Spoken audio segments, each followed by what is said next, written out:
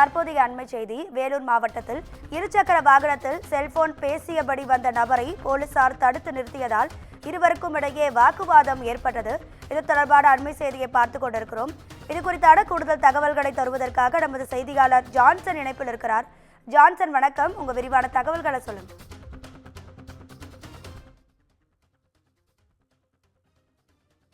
அலுவலகத்தின் முன்பு ஆய்வாளர் சீனிவாசன் சத்துவாச்சேரி காவல் நிலைய பொறுப்பு காவலருடன் பணியில் இருந்த பொழுது அவ்வழியாக சத்துவாச்சேரி பகுதியைச் சேர்ந்த எலக்ட்ரீஷியன் பாபு என்ற வாலிபர் இருசக்கர வாகனத்தில் செல்போன் பேசிக்கொண்டு வந்துள்ளார்.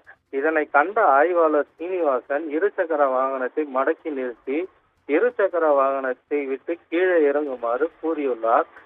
பாபு கீழே இறங்க மறுத்த நிலையில் கீழே இறங்கிய பொழுது செல்போனில் பேசிக்கொண்டு வாகனம் ஓட்டி வந்துள்ளார் என கூறி ஆய்வாளர் சீனிவாசன் பாபுவை அதட்டியதாக கூறப்படுகிறது. இந்த நிலையில் நிலை குலைந்த பாபு ஆய்வாளரிடம் ஏன் என்னை அடித்தீர்கள், நான் என்ன குற்றம் செய்தேன் என வாக்குவாதத்தில் ஈடுபட்டார். மேலும் வாக்குவாதத்தின் பொழுது ஆய்வாளர் தகாத வார்த்தையில் பாபுவை திட்டியதாகவும் இதனால் ஆத்திரம் அடைந்த பாபு சராமரியாக ஆய்வாளர் சீனிவாசன் தாக்கியதாகவும் வாகனத்தில் ஏறுமாறு கூறப்பட்ட ஆய்வாளர் வாகனத்தில் வெளியே இருந்த நிலையில் வாகனத்தின் பின் கதவை மூட முயற்சித்த பொழுது பாபுவின் கால் அடிபட்டுள்ளது.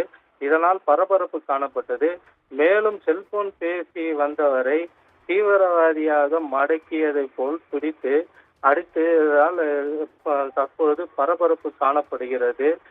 மேலும் காவல்துறை ஆணையர் பொதுமக்களிடம் காவல்துறையினரை கனிவுடன் நடந்து கொள்ள வேண்டும் என்று வலியுறுத்திருந்த நிலையில இது போன்ற காவல்துறை அராஜகமாக செயல்படுவது அவப்பெயரை ஏற்படுத்தியதாக கூறப்படுகிறது. ராதிகா, உங்க தகவல்களுக்கு நன்றி ஜான்சன்.